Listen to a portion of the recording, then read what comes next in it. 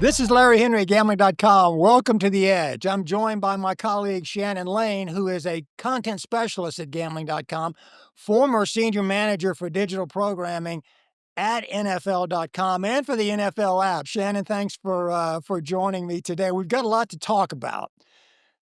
Clearly, the NFL is massive. It's what fans and bettors especially really focus on, and it's really rushing up on us. But the first big stop point before preseason starts, late July at the Hall of Fame game, and then the regular season after Labor Day, is the draft. Everybody's focusing on how can we beef up our team. Fans and bettors are looking at wagering on how the first, especially couple of picks will go. Let's look at, if you don't mind, Shannon, take it from the top. We've got the top three that everybody is looking at. You've got the Titans, Tennessee Titans, Cleveland Browns, and the New York Giants are going first, I think. And then the Pats after that, Patriots. Um, last Prime Video, Amazon Prime tweeted something that reminded me the last time the Titans organization had a number one pick. It was in 1978. They were the Houston Oilers. As you recall, the Oilers moved to first played in Memphis as the Tennessee Oilers, then moved to Nashville. So that's where we are. We're in Nashville. Titans go first. Everybody needs a quarterback.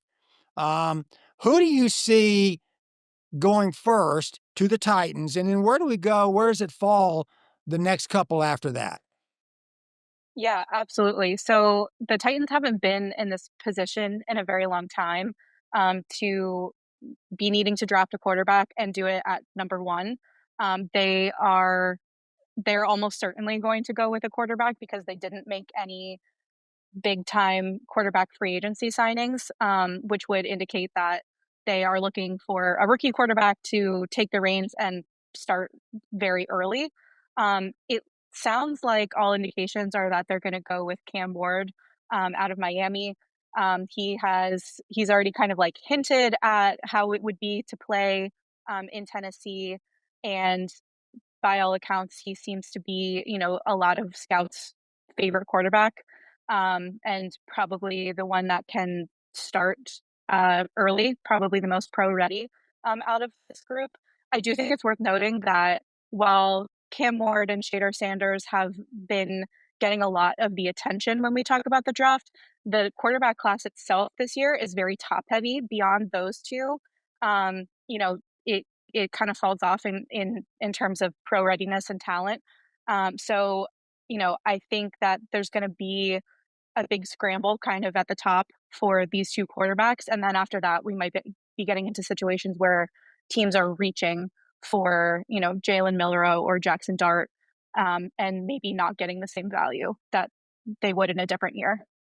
Yeah, in fact, I don't know if I mentioned it or not. The last time the Titans drafted when they were the Oilers in '78 was, I think, Earl Campbell, running back. Everybody wants the big blockbuster player, and eh, it's like you said, Shannon. I mean, everybody thinks it's going to be Cam Ward. When you look at the early odds on DraftKings, FanDuel, and places like that, it's just massive that the number one pick will be Ward. Now, sometimes there are surprises, although I think everybody expects it to go that way. Let's look at, again, massive needs, and as you mentioned, whether it's Milroe, Dart, Sanders, you've got quarterbacks who are. By the way, let me just mention before we move on to the next one, I noticed Jackson Dart from Ole Miss is starting to move up a little bit on some of the betting odds boards, which is kind of interesting. Yeah, we kind of usually within the last 2 weeks or so, we tend to see a you know, maybe tier 2 quarterback, start to rise up the ranks. I think you saw it with, the conversation around Daniel Jones. It was a couple years ago that the similar conversations were happening about Mason Rudolph. There there kind of ends up being like a trendy quarterback pick that it's like, "Oh, this guy might be a surprise," and start to get hyped up. So it's not super surprising. It's kind of just a matter of like who ends up, catching the eye in the last couple weeks. But I don't know that like team needs or his, value have necessarily changed all that much. But that's usually happens around this point in the draft. There's only so many times we can talk about the top two quarterbacks. I know, and you mentioned Sanders, but I'm also seeing, you see Tyler, You see Tyler Shuck out of Louisville getting some play. They beat Clemson last year.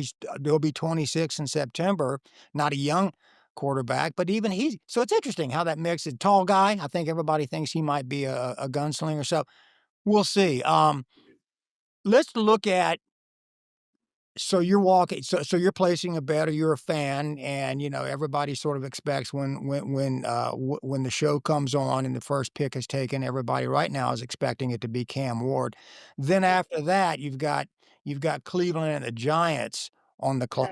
Mhm. Cleveland has big needs. They've got quarterback needs too. Watson sort of, being pushed aside but they have other needs too. As do the Giants. The Giants have tried Tommy Cutlets, they've brought in Russell Wilson, so you've got a mix with the Giants too. So where do you go?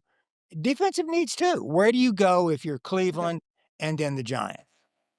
Yeah, so I think that while both the Browns and Giants, you can make the case for a rookie getting a rookie quarterback. I don't know if I see the Browns fully, you know, fully wanting to give up on Deshaun Watson's contract because it's so massive for them. I also think that being able to keep Myles Garrett is going to be a game changer. So I think they might actually lean defense. And I could see them going with Abdul Carter to pair and create just like a really, really punishing defensive line and work with the reserve quarterbacks that they have. They did sign or they traded for Kenny Pickett and they signed Joe Flacco. Both have proven in various ways to be able to be kind of serviceable while they maybe see just the extent of, where Deshaun Watson lands in terms of his ability going forward.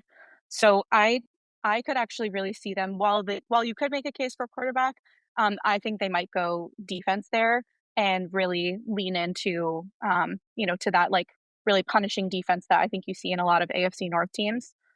Um, and then I think the Giants too. I think the Giants are comfortable not picking a quarterback in this draft. I know that it's they're probably the team after the Titans that have the most glaring quarterback question. But I think that they are comfortable with the free agent signings that they made. The GM Joe Shane has said like it's not a mandate, it's not mandatory for them to pick a quarterback in this draft. So I think that they're going to go with just the best player available on their board. So if the Titans go Ward and then Abdul Carter, then the Giants are in a position where they're deciding between Sanders and Travis Hunter. And if they have graded Travis Hunter as, the higher upside player, I think they're comfortable doing that and going with the veteran free agent quarterbacks that they signed this offseason. So I think that would be a surprise, maybe from what we thought going into this draft season, that the Giants are almost certainly going to go quarterback. I think after free agency, that thinking has maybe shifted a little bit. So you think maybe if you're walking up to the ticket window on your phone placing a bet, you think the Browns might look now I know Hunter's been talking about wants to go both ways Mhm, like Dion did. It's more rare nowadays. Some teams are saying preferably a cornerback. mhm, Um, do you go that way? And of course, Carter's got, 6'3", 250, massive beast, edge rusher, mhm. both players extremely valuable on the D side. And of course, Hunter could go on the offensive side too. Do you Yeah. see you see Carter going second to the Browns? I think so. I think that he is probably the highest graded and most talented player in the draft. And I think if it wasn't for a glaring quarterback need from the Titans, that that he would probably be going first overall in if the order was a little bit different. So I do think that that Carter's more likely to probably go second, just given the Browns, quarterback situation. It's influx, but they have put pieces in place to get them through for a little bit if they don't feel confident about, the top 2 quarterbacks. Do you think Travis Hunter goes to the Giants? Or does Um, I could s he move down the board? I think that Travis Hunter is almost certainly going to go in the top 3 picks. I don't think that he's gonna fall. much more than that. I think that he just has too much value and too much upside, and, there is kind of there's a splashiness factor of, getting a lot of attention on your team for picking the Heisman winner that plays both sides of the ball. Whether or not the team's actually gonna let him do that, I think we is maybe remains to be seen. If they do, I don't think it's gonna be very often. I think it's just gonna be some trick plays. So I think, I do think that the Giants have a playbook in which they could pull out some trick plays for him. So I wouldn't be surprised if they go that way. How long Travis Hunter can, play the way that he wants to kind of remains to be seen. So anyone that takes him is kind of, going to take a flyer on that. But I think the upside and the value is just too hard to ignore for the top three teams. If you're at the ticket window, then you take the first pick would be Cam Ward, second Carter, third Hunter. Yeah, and I would say if there's any kind of special on, you know, if Hunter is going to go somewhere in the top 3 picks, I think that's a pretty safe bet too. Down one more notch, the Patriots, New England, Mhm. clearly, following a Tom Brady, and of course he went to Tampa Bay afterwards, but, it's just that those sort of legacy people live on forever. Um, Yeah. which haunts the Titans a little bit. The last time we had somebody, we got, Earl Campbell, and so we better get somebody that legendary. But Mhm. w w when you look at the Patriots, they've got a quarter Drake May, so Mhm. they seem to be set. Um You've got teams like the Saints who, Derek Mhm. Carr's injured and, they've got Rattler as very good quarterback, but they do have needs, and as you said, Shedeur Sanders is out there, and you've got, a lot of good quarterbacks. You got Jason Milrose out there. You got a lot of Mhm. people who can play quarterback with some NFL, offensive coaches who can work through some weaknesses with some of the collegiate experience. But where do you see the Saints trading up?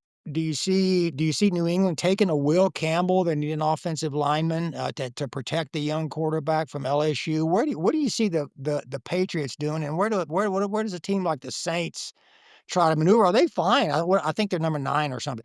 Are they fine where they are?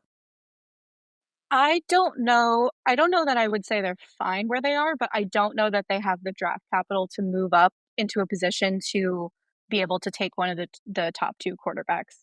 They they don't have a lot of draft picks this year. They'd probably have to give up draft capital and potentially, players and or future draft picks in future years.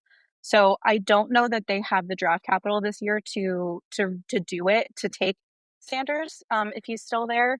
But, I've also seen really crazy draft day trades happen. So, it's always possible, but I think that they would have to give up quite a lot in order to do that. So it would have to be for a player that they feel really confident about. And I don't know that they will feel that kind of sense of urgency yet, but maybe on the day they will, depending on who's there.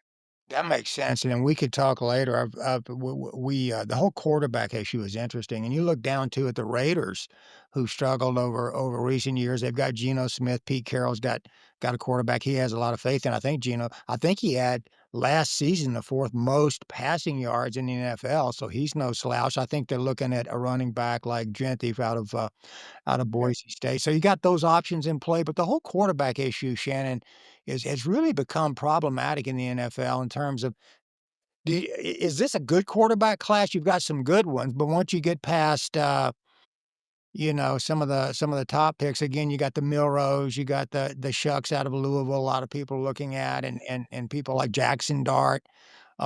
Is this the kind of quarterback class that's gonna give us legacy quarterbacks down the road? I It doesn't look that way. It's like I said, it's a top heavy quarterback draft class where the top 2 choices are very strong, and then you do kind of see a drop off in terms of, pro readiness. I think other prospects would probably take a little bit longer to develop, and I don't know that we're seeing teams willing to give that much time to develop somebody on the bench. I think in the last few years, you've seen the trend move towards getting as pro ready of a quarterback as you possibly can and trying to win before their rookie contract runs out, like trying to recreate a Jaden Daniels situation. And I don't know that, this class is not necessarily going to be full of Jaden Daniels. It also depends on the team fit that they go to. How ready is the rest of the team? How strong is their offensive line? How much can their defense, hold up their end of the bargain? So I don't know that we're gonna look back and be like, "Wow, this was a very, generational kind of quarterback class." Um, though I think that a lot of the storylines and the hype, especially with, the Colorado players, has been really notable and fun. Yeah, it's really funny, you mentioned it's funny, I mean, Jaden Daniels, Bo Nix out in Denver, Caleb Williams, there was a time when those guys would have stood on the sideline with a clip in the pre-iPad days, would have stood on the sideline with a clipboard for 3 or 4 years, heads Mhm. forward, maybe get it at the end of a game. Um, Yeah. Times have changed, they get I mean, and you Yes. mentioned Daniels, he jumped in and just superstar right off the bat, Mhm. and Nix settled things down out in Denver a little bit, so Mhm. I see, it's interesting how you're gonna have to throw Cam Ward tried it with Levis from Kentucky, down with the Titans, and, you're gonna have to Mhm. throw him into the fire right away, and they sink or swim. It's an interesting dynamic, and do you pick a traditional drop back, a Joe Burrow? Do you pick a dual threat, a Jalen Hurts? Where do you go? What are your team needs and the kind of quarterback you need? It's very interesting, and then you've got stories like people passing on the draft in the draft on people like Mahomes when he was up and Justin Jefferson and it's just Mhm. it's a tough shot. Yeah, it always is. It's very high pressure. You only get one first round pick, and you really don't know how good of a pick it's gonna be, until 9 months later or so. And so there's a lot of pressure to get it right.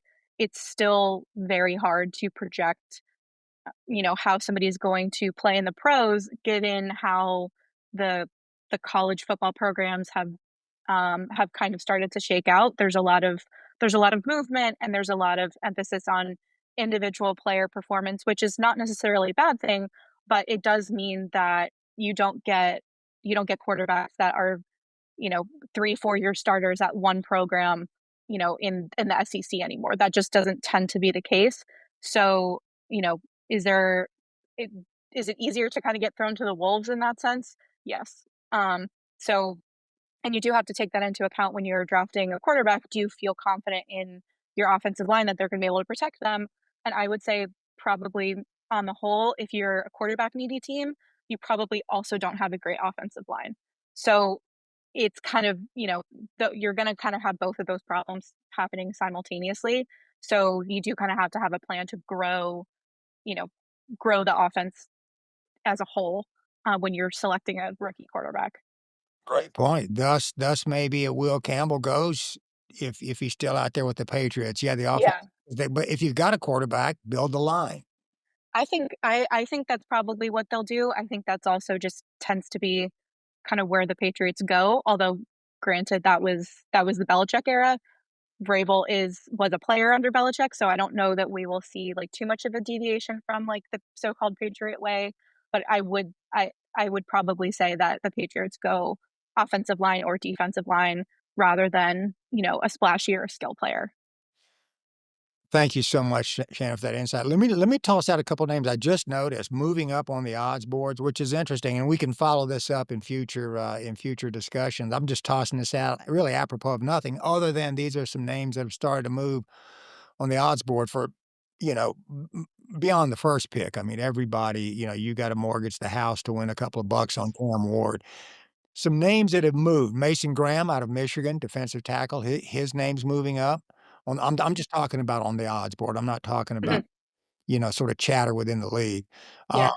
Ted McMillan from Arizona, wide receiver, big, tall, rangy guy. There was a little bit of an issue, I guess he said he doesn't watch a lot of film and stuff like that, but, it's like one of the scouts said, he's got the wingspan and the strong hands and the skills to overcome that sort of social media chatter.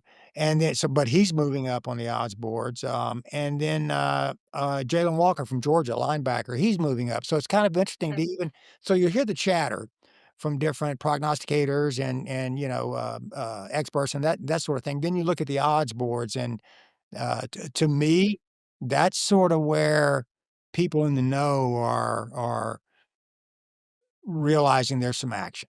And thus Jackson Dart, by the way, he's another name moving up. So it's just kind of interesting to also keep an eye on the odds board. Yeah, absolutely. I think especially in the movement within the last, you know, 7 to 10 days is probably gonna tell you a lot about where teams are having conversations. Usually, mock drafts are based on what scouts and analysts hear, and a player ranking is based on what they see on the field. So I would say that the odds board is probably most similar to a mock draft in that way, where it's probably based a lot on what the chat where the chatter is headed, and that really doesn't solidify until the last week or so. So it's a good time to start to, look at the names that are moving up the board. And that's, I think, where you're going to get a lot of value. I will also say will probably be, defensive players. This is a much stronger defensive draft than offensive on the whole, but you're still going to get the skill players almost always go a little bit higher than you might think, or where they're graded at. So, wide receivers, Ashton Genty, those are some trends I would start to take a look at, and see what kind of odds comparison you're getting for where those players land. And I wouldn't be surprised if they're, moving up in draft projection. I really appreciate that insight. We're very lucky to have you at Gambling.com, a former senior manager, as I said, for digital programming at NFL.com. Really knows the NFL on the inside and out. I'm looking forward to us keeping this conversation going post draft. We're there, and there's nothing more exciting than the NFL. And it really starts with the draft, and then we go into preseason football, and then we head towards regular season playoffs and the Super Bowl. Shannon, thank you so much. Final thoughts on just go ahead and load the house up on Cam Ward. Is that just to win, a few bucks? I think the almost at this point, the picks that come after the number one pick are honestly where you start to get the most intrigue. I think the number one pick is all but settled. Um, I think trying to project where Travis Hunter's going to go, I think could potentially be a lot of value. I think it would be a shock to everyone if he ended up going number one. But you know, anything can happen, and there's been draft day surprises, all the time. I would also be surprised if Ashton Genty went, you know, any earlier than number 6. That's just tends to the running back position just doesn't tend to be that high, these days. But I think with the Saquon effect, and everyone's gonna try to copy what the Eagles did. So that's gonna be trying to find a high value generational running back. It's gonna be trying to find a gem like they did in Cooper DeJean. So, if you wanna see what teams are gonna try to do, look at what they perceive the Eagles to have done last year, and, you'll probably see a lot of those same kind of moves happening in the draft. That's a great point, really good point, and I think everyone anticipates Genty will be the top running back in the draft now. Saquon, what, over 2,000? I think the only running back over 2,000, right? I'm not sure, but yeah, you gotta have somebody, and of course, Hurts and, just a massive lineup, but yeah, Mhm. you have to match that sort of talent. Shannon, thank you so much. Um We'll come back and look at once the draft is done because not just bettors, but general fans wanna know, how did my team do? And so we'll take a look at just some of the winners and losers in the draft and sort of evaluate what fans can expect going forward and how that also may affect those who wanna wager, do some futures betting and wager on games going forward. So Shannon, thank you so much. Thank you. And I wanna thank everybody for joining us. I'm Larry Henry at Gambling.com. Thanks for joining us on The Edge.